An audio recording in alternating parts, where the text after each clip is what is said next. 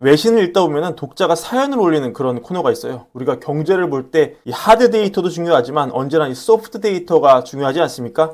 그 소프트 데이터를 찾아볼 때 이런 사연이 도움이 됩니다. 여기서 미국인 일부가 처한 사항을 몇 개 끄집어 보겠습니다. 상황이 좋은 분이 사연을 올리지는 않겠죠. 설명하자면 이분은 3자녀를 둔 재혼남입니다. 2018년도에 이분이 집을 샀어요. 그 전까지 높은 임대료에 시달리다가 열심히 저축을 해서 집을 샀습니다.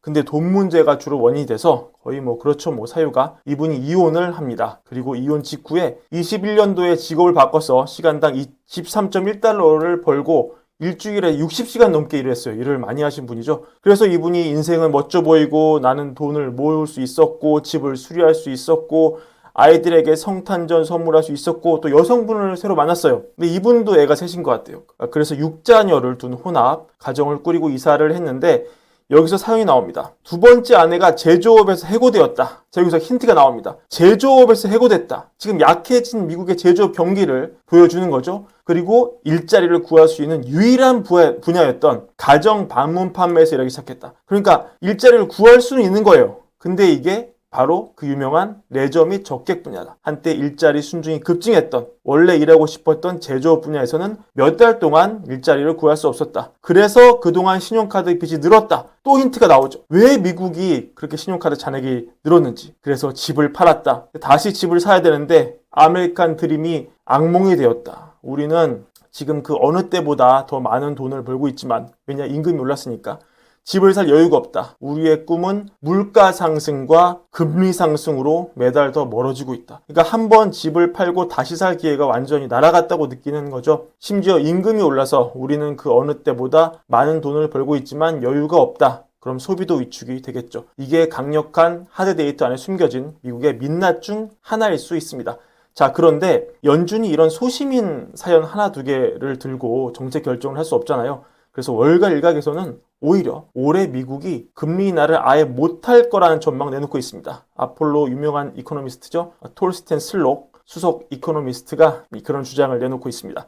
다 아시는 내용이니까 핵심만 그래프 몇 개만 보자면은 경제가 너무 뜨거워서 지금 보시면 GDP 성장률 예상이 계속 올라간다. 그리고 인플레 추세가 지금 냉각이 안 되고 계속 올라간다. 추세적인 물가 하락이라고 볼 수가 없겠다. 소상공한테 물어봤는데 가격을 계속 올린댄다. 인플레 재발 위험이 있겠다. 또 임금 인상 의사를 밝힌 중소기업도 늘고 있다. 이런 게 물가 인상 배경이 된다. 이런 얘기가 되겠습니다. 한마디로 높은 인플레 수치, 탄력적인 고용시장이 금리 인하를 가로막고 있고 미국 경제는 둔화되지 않고 있기 때문에 연준이 결국 말로만 인플레가 2%로 떨어지는 확신이 들면 금리를 내린다고 계속 얘기를 하고 있지만 슬록 이코노미스트가 보기에는 올해 이 확신을 연준이 가질 수가 없다는 겁니다. 불가능하다고 예측을 하는 것이죠. 실제 전날 PC 물가가 전달 대비 여튼 올랐음에도 불구하고 지금 나스닥 1% 넘게 뛰고 러셀 2000도 1% 넘게 뛰고 빅스는 내려가고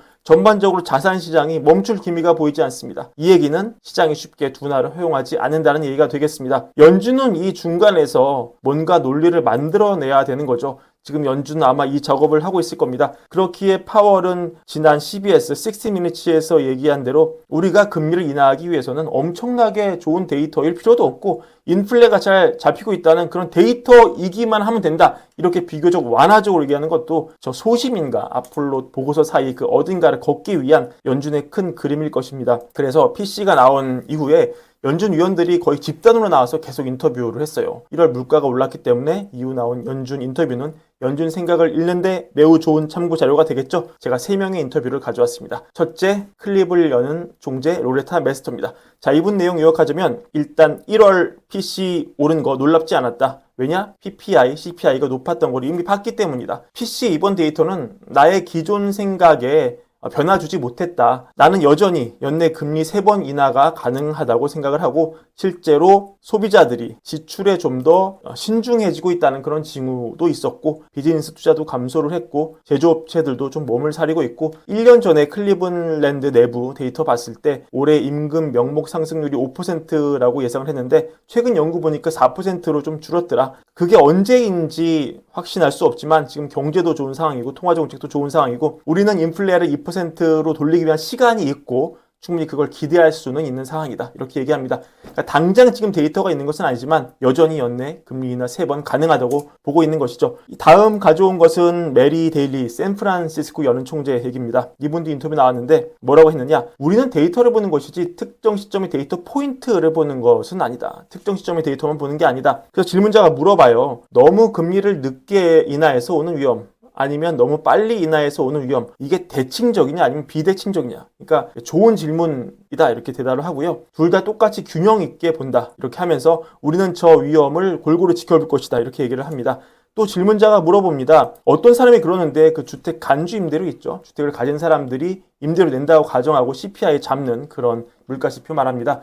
이게 과대평가가 돼가지고 실제 인플레는 1.7, 1.8 정도 이게 과대평가해서 올리는 그런 효과가 있다고 하더라. 이렇게 얘기하니까 대리 총재가 또 좋은 질문이라고 하면서 이게 지역사회를 보니까 실제로 우리가 기대하는 둔화 요소들이 있더라. 그래서 나는 이 주거 인플레이션이, 임대 인플레이션이 점점 내려가고 있다는 걸 확신하고 있다. 그러니까 주거비가 후행한다는 걸 인정하는 것이죠. 얼마나 빨리 내려갈지는 알 수 없지만 올라가고 있다는 징후는 보지 못하고 있다. 그러니까 뭔가요? 주거비 CPI가 과대 계상되어 있다는 것은 이 총재도 인정을 하고 동의하는 것입니다. 마지막 굴스비 시카고연은 총재, 이분도 인터뷰 나왔습니다. 요새 많이 나오시죠? 이렇게 얘기했습니다. 한 달은 아무것도 아니다. 그러니까 1월에는 데이터가 연간 기준으로 가중치 제공되는 것인데 이 데이터 포인트 의존하는 것을 조심해야 된다. 우리 총체적으로 봐야 되는데 확실히 인플레 1월에 좋지 않았지만 그전 7개월 계속 좋았다. 그리고 주거비 얘기 또 합니다. 굴스비 총재, 내 스스로가 사실 CPI로 보는 렌트비가 후행하다는 얘기 많이 했는데 좀 아직까지 효과가 안 나타나서 조금 의아하긴 하지만 아직도 난 여전히 이거 떨어진다고 생각한다. 여전히 이런 얘기 합니다. 이 얘기가 정말 인상이 깊었어요. 자,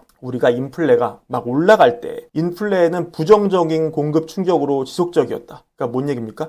공급망 충격으로 인해서 이 효과가 지속적이었다는 거예요. 왜? 충격이 한 산업에서 다른 산업으로 넘어가기 때문이다. 스컴 이런 거죠. 그러니까 특정 어떠한 달에 공급망 충격에 의한 부정적인 인플레 효과가 빵 하고 터져서 물가를 올리는 게 아니고 계속 지속적으로 질질질질 끌면서 공급망 충격에 물가를 올렸다는 거예요. 근데 굴스비 얘기는 이겁니다. 자, 지금 뉴욕 연은 공급망 지수는 팬데믹 이전 상황 으로 돌아갔는데 이런 공급망 충격의 긍정적인 효과, 개선되는 효과는 반대 상황에서도 똑같을 수 있다. 그러니까 나빠질 때도 몇 달간 시차를 두면서 물가를 올렸고 좋아질 때도 지금 좋아졌는데 이게 효과가 끝난 게 아니라 지속적으로 물가를 낮추는 효과가 있을 수 있다. 이런 얘기입니다. 근데 공급망의 긍정적인 충격은 여러분 어떤 효과를 줍니까? 공급 곡선이 이 오른쪽으로 이동한 효과를 주기 때문에 물가 상승률을 내리면서 경제를 좋게 만들죠. 굴스비 얘기는 뭡니까? 앞으로도 이 효과가 공급 곡선을 오른쪽으로 이동을 시키는 이 효과가 시차를 두고 계속 나온다는 얘기 아닙니까? 왜냐하면 이 산업에서 산업으로 전파가 되니까. 이 얘기가 뭔가요? 앞으로도 경제가 좋으면서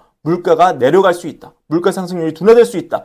이런 논리를 지금 펼치고 있는 겁니다. 이게 오늘 가장 인상 깊었던 대목이라고 생각합니다. 그래서 연준은 앞서 서두에 말씀드린 불쌍한 소심인가 올해 금리 인하 없을 것이라는 아폴로 수석 이코노미스트 예측 그 사이에서 지금도 떠다니고 있다 이렇게 정리할 수 있겠습니다. 제가 오늘은 좀 비둘기적으로 보인 측면이 있지만 이 말씀을 드리고 싶은데 연준도 금리를 내심 내리고 싶더라도 저는 파월이 약간 그런 의사가 있다고 보는데 결정적인 근거가 없으면 못 내릴 겁니다. 그러니까 아폴로의 슬록은 그 결정적인 근거가 올해 안 나온다고 보는 것이고요. 그러니까 오늘 영상을 보시고 연준이 무지성으로 금리 인하한다 이런 얘기는 아니니까 오해가 없으시기를 바랍니다. 오늘 영상 재밌게 보셨는지 궁금하고요. 좋으셨으면 구독과 좋아요 부탁드립니다. 감사합니다.